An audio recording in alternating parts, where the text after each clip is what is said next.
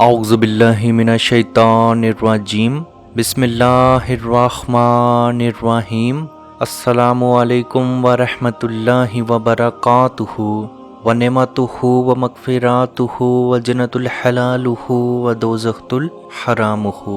True Islamic info की तरफ से मैं आप सब लोगों को खुशामदीद कहता हूँ। अज़ीज़ दोस्तों, हमारी तरफ से ट्रू इस्लामिक इन्फो की तरफ से तमाम अहले इस्लाम को बहुत बहुत दिली ईद मुबारक। अल्लाह पाक से दुआ है कि हम सब की कुर्बानियों को कबूल फरमाए, और मेरे वो बहन भाई जो किसी वजह से कुर्बानी नहीं कर सके, अल्लाह पाक उनको अगले साल कुर्बानी करने की ताकत अता फरमाए। और मेरे वो बहन भाई जो बीमार हैं, अल्लाह पाक उनको शिफा और तंदरुस्ती अता फरमाए। और मेरे वो बहन भाई जो तंगदस्ती में मुब्तला हैं या जिन पर कर्ज चढ़ चुका है, अल्लाह पाक उनकी तंगदस्ती को दूर फरमाए और उनका कर्ज गैब के ख़जानों से ख़त्म करवाए।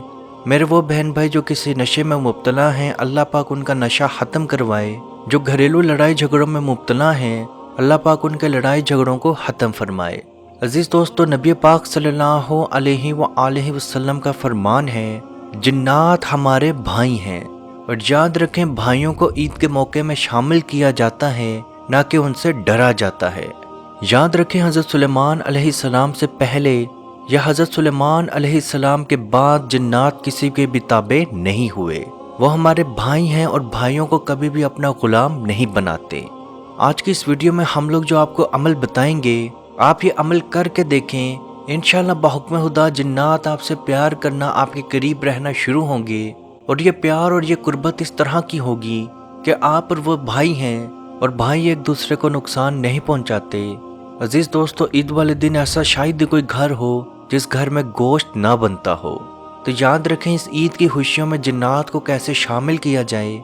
तो आप जो भी गोश्त खाएं, तो उसकी हड्डियां अच्छे तरीके से साफ करने के बाद उसको किसी साफ सुथरी जगह पर रख दें। ऐसी जगह पर जहाँ पे लोगों का पाँव ना आता हो, या ऐसी जगह पे जहाँ पे नाली या कोई भी गंदगी ना हो।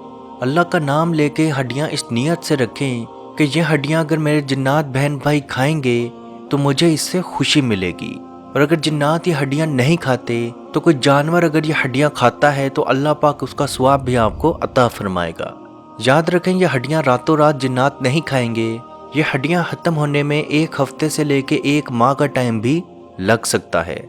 आप अपनी नीयत बिल्कुल साफ रखें कि अल्लाह पाक के नबी सल्लल्लाहु अलैहि वसल्लम ने जिन्नात को हमारा भाई करार दिया, और हम अपनी खुशियों में अपने भाई को भी शामिल कर रहे हैं। इंशाअल्लाह बाहुक्म खुदा जिन्नात आपकी हिफाजत भी करेंगे और आपको मज़ीद बीमारियों से भी दूर रखेंगे। अगर हम जिन्नाती असर या असेबी असर की बात करें कि उसकी क्या निशानियां और क्या अलामात हैं, तो सबसे पहले आपके जिस्म में कोई अजीब सी बीमारी शुरू हो जाएगी।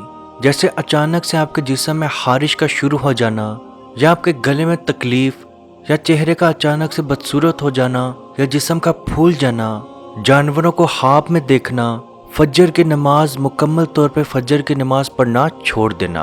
अब बहुत सारे बहन भाई ये कहते हैं कि जिन्नात किसी इंसान में दाखिल नहीं हो सकते।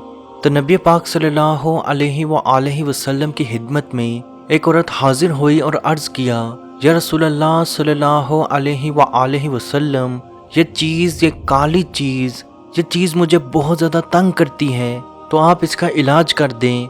तो आप सल्लल्लाहु अलैहि वसल्लम ने फरमाया, ऐ औरत, अगर तू इस चीज़ पे अगर तू सब्र करेगी तो अल्लाह इसका बदला तुझे जन्नत देगा। और अजीज़ दोस्तों, रिवायत में आता है कि उस औरत के ऊपर जिन्नात का असर था।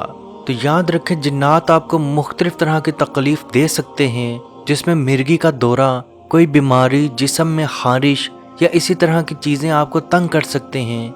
या आपके जिस्म पे अचानक से आपके जिस्म पे कट लगने के निशान भी नज़र आ सकते हैं। तो आप ये अमल जो इस वीडियो में हमने आपको बताया है, गोश्त अच्छे तरीके से खाएं, पेट भर के खाएं, लेकिन वो हड्डियां अच्छे तरीके से साफ़ करके किसी ऐसी जगह पे डाल दें जहाँ पे कोई इंसान पाँव ना मारता हो। इस नीयत से डालें कि अल्लाह की मखलूक का पेट भरेगा और मुझे इसका स्वाब मिलेगा। याद रखें, इस अमल से नेक और अच्छे जिन्नात आपके करीब होंगे। और याद रखें, वो जिन्नात आपको नुकसान या फ़ायदा नहीं पहुंचाते, बस आपको बुरे जिन्नात से वो दूर रखेंगे। तो आप ये अमल ज़रूर करें। इंशाअल्लाह अल्लाह पाक के हुक्म से आपको बहुत ज़्यादा फ़ायदा ज़रूर होगा। अजीज़ दोस्तों, इस वीडियो को जहाँ तक हो सके ज़रूर शेयर करें, کیونکہ آپ کی وجہ سے اگر کسی کی پریشانی، کسی کی مصیبت، کسی کی بیماری، کسی کا جناتی اثر ختم ہوگا تو اس کا ثواب بھی آپ کو ضرور ملے گا۔ اللہ پاک سے دعا ہے کہ ہم سب کی قربانیوں کو قبول فرمائے، ہم سب کو عزت اور حلال کا رزق عطا فرمائے، ہر طرح کی بیماریوں سے، جناتی اثر سے، نظر بد سے دور فرمائے، اور ہر طرح کی پریشانیوں سے، بیماریوں سے محفوظ رکھے، اور کشمیر کے بھائیوں پہ خصوصی رحم فرمائے اور ان کو آزادی کی نعمت عطا فرمائے۔ آمین۔ اللہ حافظ۔ یا رسول اللہ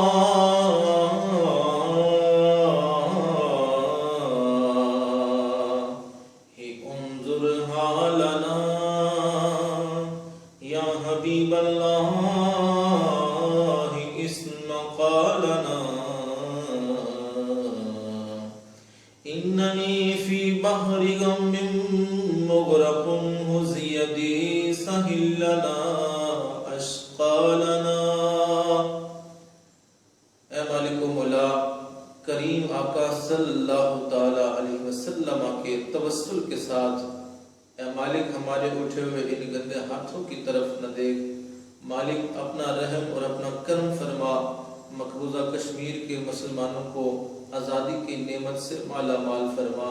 اے اللہ اس حال کے اندر جب کہ ان پر ظلم و ستم ہو رہے ہیں، اس قدر ان پر مصائب اور علام ہیں، اے مالک و مولا اس ماہ مقدس کی مقدس گھڑیوں کا صدقہ اے اللہ کشمیر کے مسلمانوں کو آزادی کی نعمت سے مالا مال فرما۔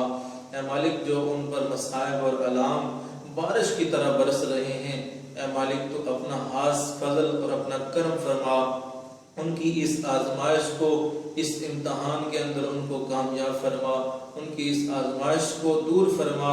اے مالک و مولا اپنا کرم فرما، ان کو آزادی کی نعمت سے مالا مال فرما۔ اے مالک ہم گناہگار سیاہکار جو بھی ہیں تیرے محبوب کی امتی ہیں، تجھے تیرے نبی علیہ السلام کا اس کی محبوبیت کا واسطہ دے کر تجھ سے دعا مانگتے ہیں۔ اے مالک کشمیر کے مسلمانوں کو آزادی کی نعمت سے مالا مال فرما۔ اے مالک ملک پاکستان کو استحکام عطا فرما، ملک پاکستان کی سرحدوں کی خیر فرما، ملک پاکستان کی سرحدوں پر پہرا دینے والے نوجوانوں کو الہ العالمین ہمت اور حوصلہ عطا فرما۔ ملک پاکستان اور دنیا کے اندر اسلامی مملکت کے جتنے بھی حکمران ہیں، اے مالک ان کو شرم و حیا عطا فرما۔ اے مالک ان کو کفار کی آنکھوں میں آنکھیں ڈال کر بات کرنے کا حوصلہ اور ہمت عطا فرما۔ اے مالک و مولا اسلامی ملکوں کو اکٹھے ہو کر اے مالک و مولا کشمیر کی سلامتی کے لیے، حق ارادیت کے لیے آواز اٹھانے کی توفیق عطا فرما۔ اللہم ربنا تقبل منا انکا انت السمیع العلیم وتب علینا یا مولانا انکا انت التواب الرحیم۔